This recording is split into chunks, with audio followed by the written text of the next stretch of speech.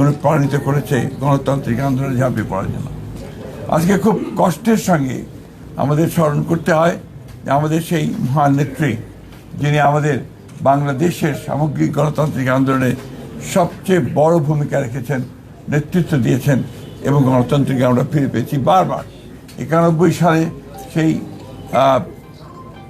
89-এর গণ আন্দোলনের সময় তিনি নেতৃত্ব দিয়েছেন, 91-তে সরকার গঠন করেছেন, পরবর্তীকালে 96-তে এবং তারও পরে প্রত্যেকটি আন্দোলনে তিনি নেতৃত্ব দিয়ে গণতন্ত্রকে প্রতিষ্ঠা করার জন্য তিনি কাজ করেছেন এবং তাকে সেই জন্যই আমরা বারবার স্মরণ করি এবং আমি যে বিশ্বাস করি যে দেশনেত্রী বেগম খালেদা জিয়া শুধু বাংলাদেশ নয়, আমাদের এই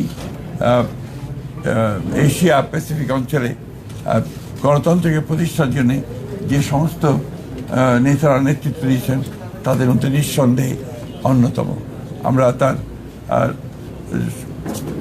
চাই যে আল্লাহ তাআলার কাছে প্রার্থনা করি যে তাকে যেন বেহেশত নসিব করা হয়, তার রুহের মাগফিরাত কামনা করি।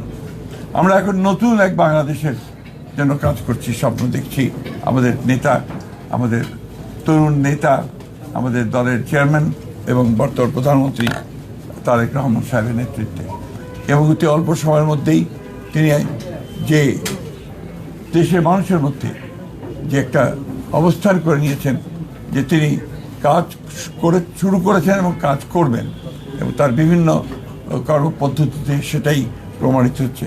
আমরা বিশ্বাস করি, আশা করি যে বাংলাদেশ জাতীয়তাবাদী দল তার নেতৃত্বে আরও শক্তিশালী হয়ে উঠবে এবং এই সরকার, যে সরকার গঠন করা হয়েছে তার নেতৃত্বে, সেই সরকার সফল হবে বাংলাদেশকে তার ইপ্সিত লক্ষ্যে নিয়ে যেতে এবং সত্যিকার অর্থেই একটা সুখী সমৃদ্ধ বাংলাদেশ গড়ে তুলবে, যা আমাদের প্রতিষ্ঠাতা শহীদ প্রেসিডেন্ট জিয়া রহমানের আমাদের লক্ষ্য ছিল।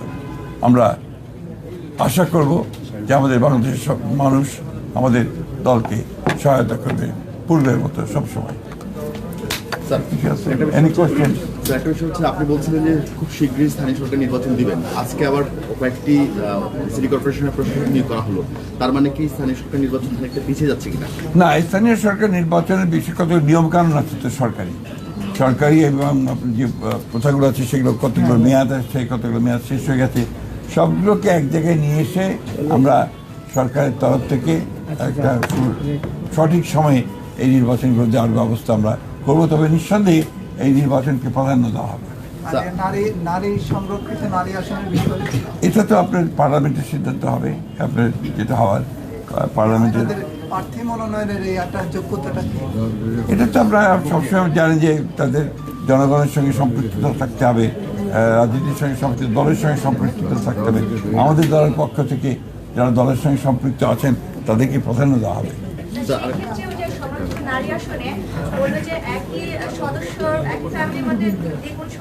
এটা এখনই কিছু বলা যাবে না, আমরা সেরকম কোনো সিদ্ধান্ত হয়নি এখন। আরেকটা বিষয় হচ্ছে অনেক জায়গায় আওয়ামী লীগের অফিসগুলো খোলা হচ্ছে, অনেক জায়গায় এটা আমরা চাইনি এবং আমরা যেহেতু আপনার আইনগতভাবে বলা আছে যে তাদের কার্যক্রম নিষিদ্ধ, সেইভাবেই এটাকে দেখা হবে সব জায়গায়। জি, আর কিছু এনিথিং এর তাড়াতাড়ি করে, আমার একটা মিটিং আছে খুব জরুরি। Please, thank you. সরেন, জায়গা দেন।